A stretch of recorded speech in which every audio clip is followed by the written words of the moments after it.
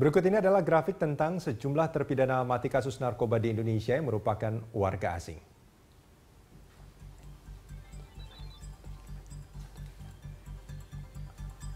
Pada tahun 2004, terpidana mati narkoba bernama Ayodhya Prasad Choubey asal India, Shelo Prasad asal India, dan Namsong Sirilak asal Thailand.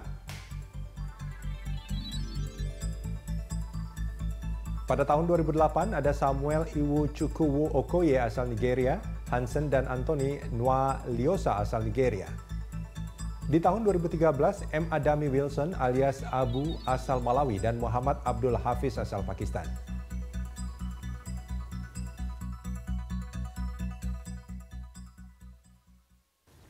Ya, dialog kita lanjutkan kembali masih bersama Mas Ari. Mas Ari, ini kalau kita bicara soal eksekusi mati yang dilakukan. Ya. Kalau kita bicara soal hukum, sebetulnya kan yang diharapkan ada efek jera. Ya. Tapi kalau mati mungkin tidak ada efek jera ya, karena itu langsung meninggal. Tapi efek mencegah mungkin ya, bagi mereka yang akan melakukan untuk tidak melakukan. Mungkin itu yang artinya diberikan contoh ya, artinya kamu juga bagi mereka pengedar, artinya bandar gitu ya, harus diberikan istilahnya efek jera. Kalau kamu nanti ketangkep, kamu akan bisa end up dihukum mati seperti itu. Dan itu tidak hanya berlaku untuk warga negara kita sendiri di dalam negeri maupun yang di luar negeri. Nah, makanya kan pemerintah kita saya rasa sudah aktif ya melakukan sosialisasi ke negara-negara di luar bahwa Indonesia memiliki aturan hukuman mati bagi kejahatan-kejahatan misalnya narkoba, kemudian dan yang lainnya seperti itu. Dan artinya ingin mengatakan kalau Anda melakukan itu di negara ini, ya Anda sudah tahu konsekuensinya. Itu yang ingin dikatakan sebetulnya. Artinya sudah dari awal di warning bahwa Indonesia itu punya hukuman mati loh untuk narkoba, jadi makanya jangan macam-macam dengan Indonesia seperti itu. Tapi kenapa? Ini kan sebetulnya hukuman mati sudah tadi ada grafiknya, sudah dilakukan beberapa tahun ke belakang gitu, tapi masih saja terjadi. Ya pertama, kita tahu sendiri, maksudnya sama-sama tahu lah ya, data yang sudah tersebar di mana-mana itu bahwa namanya keuntungan narkoba itu sangat masif gitu ya, sangat besar, sehingga siapapun yang katakanlah melakukan bisnis itu pasti dia akan tergiur, apalagi ada orang yang memang dibentuk, dijadikan pengguna dulu lalu digiring sebagai kurirnya kah atau sebagai, bahkan dia ikut bisnis juga seperti itu kan.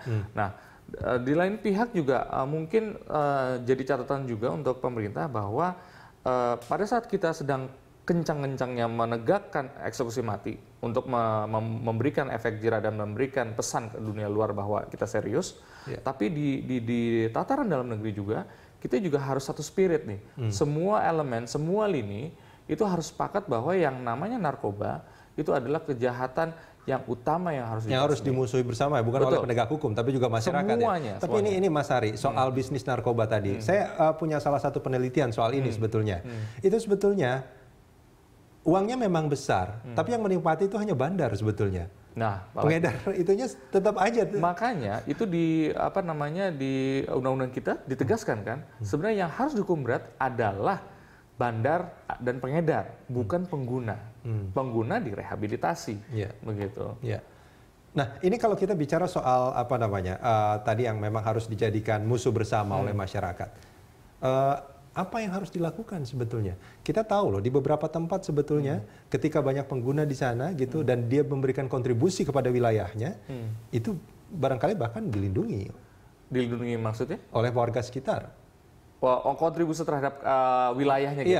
Ya itu dia, makanya sekarang semua elemen mulai dari keluarga ya itu harus memberikan pendidikan dini ya. Kebetulan juga saya juga punya anak kecil juga.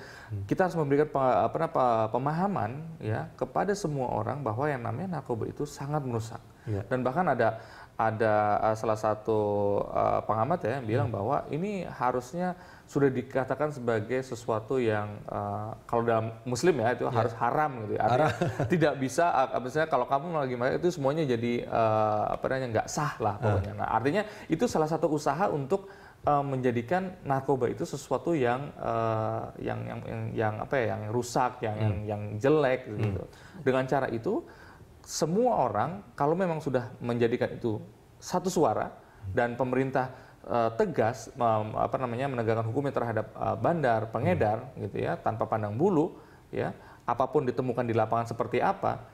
Nah, itu saya rasa mudah-mudahan gitu ya. Ini Mas Ari, berhasil. Kalau kita bicara bahwa hukuman mati sudah dijalankan dan nampaknya juga sebetulnya masyarakat sudah cukup terdidik sebetulnya bahwa mereka bahkan kalau kita lihat di beberapa tempat narkoba musuh RW ini gitu kan ya. Yang masang spanduk pemakai.